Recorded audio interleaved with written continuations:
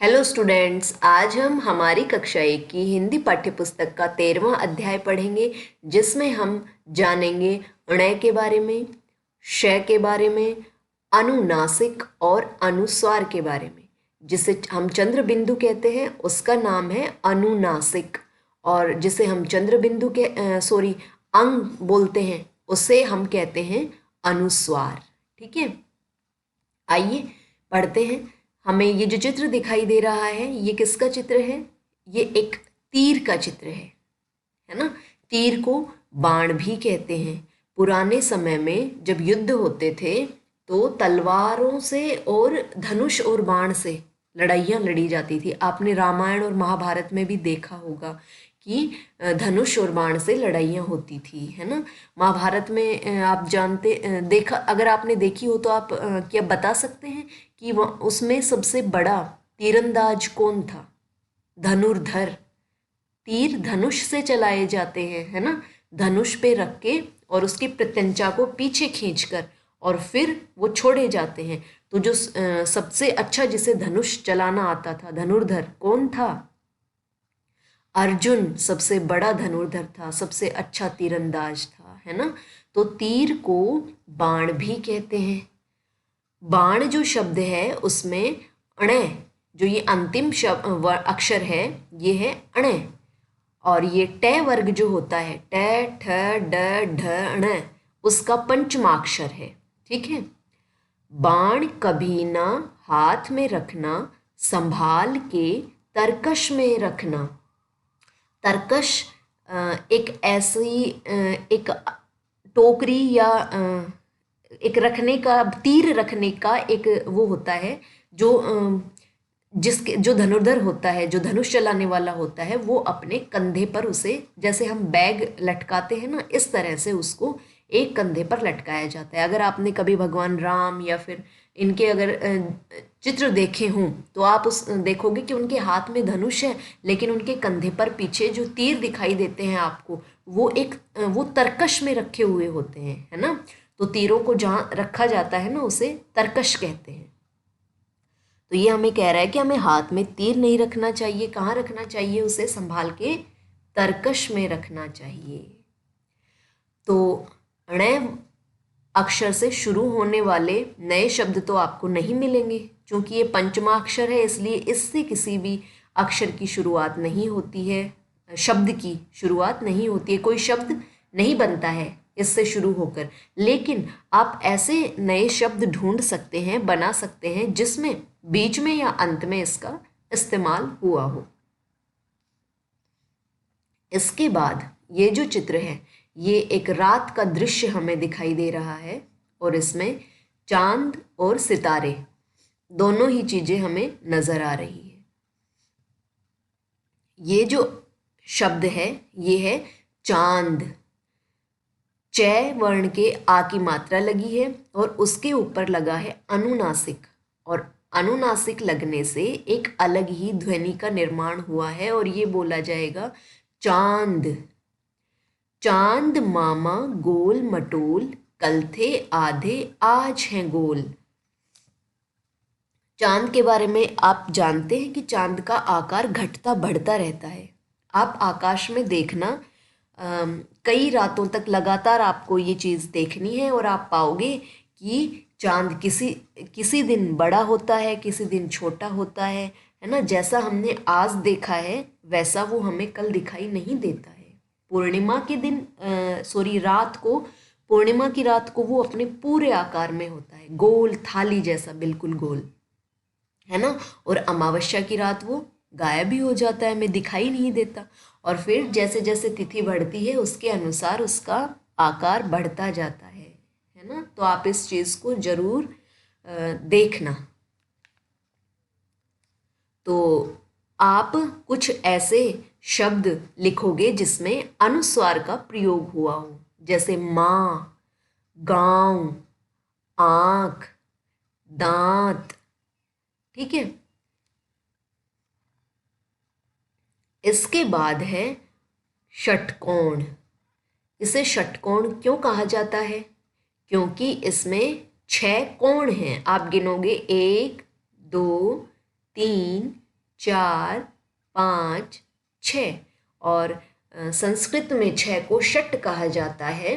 तो षट कोणों वाला क्या कहलाता है? जिसके 6 कोण हो उसे षटकोण कहा जाता है। षटकोण शब्द है वो क्षय वर्ण से शुरू होता है और ये ऐसे लिखा जाता है, पै बनाकर, और इसमें ऐसे टेढ़ी रेखा खींची जाती है, तो ये क्या बनता है? क्षय बनता है। षटकोण ये कहलाता है सबके मन को भाता है, ये सबके मन को अच्छा लगता है और इसे क्या कहा जाता है? षटकोण कहा जाता है।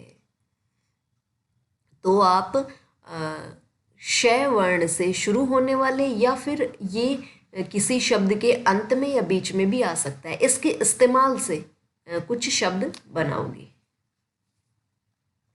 आगे चलते हैं। ये जो चित्र हमें दिखाई दे रहा है ये एक फल का चित्र है और इसे कहते हैं अंगूर, है ना। और ये स्वाद में कैसा होता है? खट्टा मीठा होता है, रंग इसका हरा होता है और इसके गुच्छे, जैसा आपको ये गुच्छा दिखाई दे रहा है ना, ये ऐसा ही लगता है। अंगूर का पेड़ होता है या पौधा या फिर बेल? बताइए। अंगूर की बेल होती है जिस पर ये लगते हैं।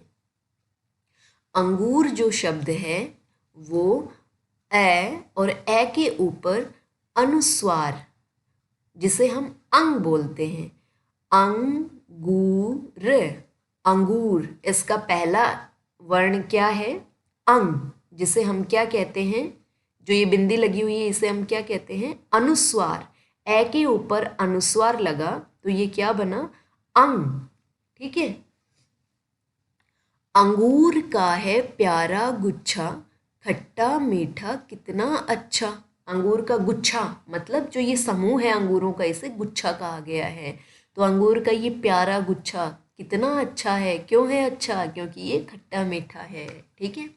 तो आप भी कुछ नए शब्द बनाओगे जिनमें अनुस्वार का इस्तेमाल हुआ हो, जैसे कंगन, पतंग और चंदन, अंग। इसी तरह से कुछ नए शब्द आप भी बनाओगे। अब आते हैं अभ्यास कार्य पे। जिन शब्दों में श वर्ण है उन्हें बीच में दिए श वर्ण से मिलाएं। अब आपको बीच में ये श वर्ण है और जिस तरह से यहाँ उषा, इसमें श है तो इसे श से मिला दिया गया है। कमल में श नहीं है तो हम इसे नहीं मिलाएंगे। जहाँ भी हमें श दिखाई देगा हम उसे मिला देंगे। ठीक है। इसके बाद है जिन शब्दों में ण वर्ण एवं चंद्र बिंदु है। चंद्र बिंदु को क्या कहते हैं? अनुनासिक।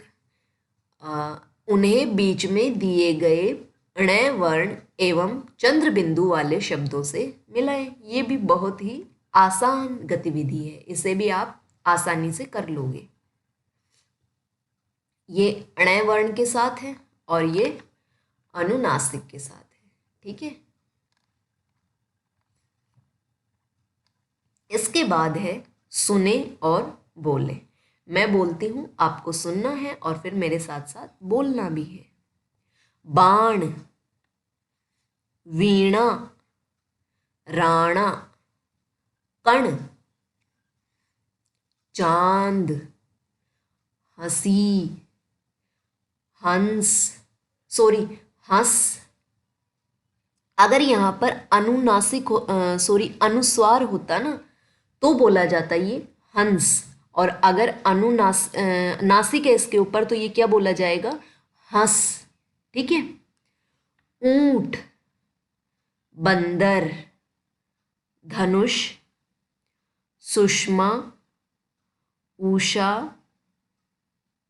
षटकोण, अंगूर, पंकज, कंगन। अब इसके बाद आगे है पढ़ें और बोलें। आपको इसे पढ़ना है और बोल बोल कर पढ़ना है, मतलब जोर से बोलकर। राम ने बाण चलाया, नूरी आ षटकोण बना। अच्छा, मैं एक बात और आपको बताना भूल गई। ये टे के नीचे आपने एक छोटा सा हलंत इसे हलंत कहते हैं। ये जो छोटा सा चिन्ह दिखाई दे रहा है ना, इसे क्या कहते हैं? हलंत कहते हैं। और इसका मतलब आप जानते हैं? इसका मतलब है कि जो ये टे वर्ण है ये आधा है, और जब किसी वर्ण के नीचे हलंत लगता है तो उसका अर्थ होता है कि वो अक्षर आधा लिखा हुआ है। ठीक है, आप समझ गए ना? तो श आधा टे कोण, तो ये क्या बना? षटकोण। तो हलंत कहाँ लगता है? जब किसी अक्षर या वर्ण को आधा लिखा जाता है तो वहाँ क्या लगता है? हलंत। ठीक है, इसे हम क्या कहेंगे? हलंत। ये कोमा नहीं है, ठीक है, ये क्या है? हलंत। हलीम चला चांद पर, बंदर ने केला खाया, हमारा झंडा तिरंगा है। तिरंगा 3 रंगों वाला है, इसमें 3 रंग हैं। इसी तरह से आपको इन सभी शब्दों को पढ़ना है और ये सारा होमवर्क अपनी नोटबुक में करना है, और अगर पुस्तक है तो पुस्तक में करना है, लेकिन ये वाक्य आप अपनी नोटबुक में ही लिखें, है ना। यहाँ पर हमें कहा गया है कि पढ़ें और बोलें, लेकिन आपको इन्हें सुंदर सुंदर अपनी नोटबुक में भी लिखना है। इसके बाद है लिखें, और इसमें आज हमने जो वर्ण सीखे हैं उनको कैसे लिखते हैं ये बताया गया है। अणय, इसे देखिए इस तरह से बनाया जाता है और ठीक इसी तरह से आपको यहाँ लिखना है। ये अनुनासिक है, इसको इस तरह से लगाया जाता है। ये जिस शब्द के ऊपर लगता है ना, उसी के साथ इसका उच्चारण होता है। ये आ की मात्रा है और ये अनुस्वार है। वीणा करण यहाँ आओ, वहाँ हंस उड़ रहे हैं, इनके पंख कितने सुंदर, यह हमारे गांव की पाठशाला है। इन सभी वाक्यों को आप इनके नीचे दी गई रिक्त जगह में लिखेंगे और बहुत ही सुंदर और साफ गृह कार्य आप लोग करेंगे, और मात्राओं का ध्यान ज़रूर रखेंगे, है ना। अब बहुत सारी मात्राएं हो गई हैं, अनुस्वार और अनुनासिक भी आपने जान लिए हैं। सभी वाक्य के खत्म होने के बाद पूर्ण विराम भी लगाएंगे, ठीक है। इन सभी चीज़ों को ध्यान में रखते हुए आप अपना गृह कार्य पूरा करेंगे। इसके बाद है ए, औ, अंग मात्रा से बनने वाले शब्द लिखें। तो आपको एक एक शब्द यहाँ बताया गया है।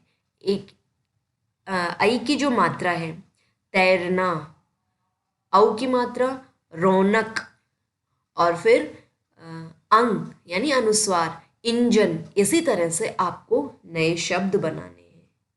3-3 नए शब्द आप यहाँ लिखोगे। इसके बाद है चित्र की सहायता से नाम पढ़ें और लिखें। ये तो बहुत ही आसान है ना। यहाँ पे चित्र दिया गया है और उसकी सहायता से आपको इसके सामने दिया हुआ नाम पढ़ना है ना। आप बिना चित्र की मदद से भी इसे पढ़ सकते हो, क्योंकि आप तो अब सारे अक्षरों के बारे में बहुत अच्छी तरह से परिचित हो गए हो, है ना। तो चित्र की मदद भी आप ले सकते हैं। ये किसका चित्र है? इमली का। तो इस शब्द को आप पढ़ोगे ई मैं ली, इमली। इसी तरह से गमला, फिर शलगम, फिर छतरी, और इन शब्दों को इनके आगे दिए हुए रिक्त स्थान में भी आप लिखोगे। फिर है षटकोण। तो ये सारा गृह कार्य आपको करना है। आज बस इतना ही। धन्यवाद।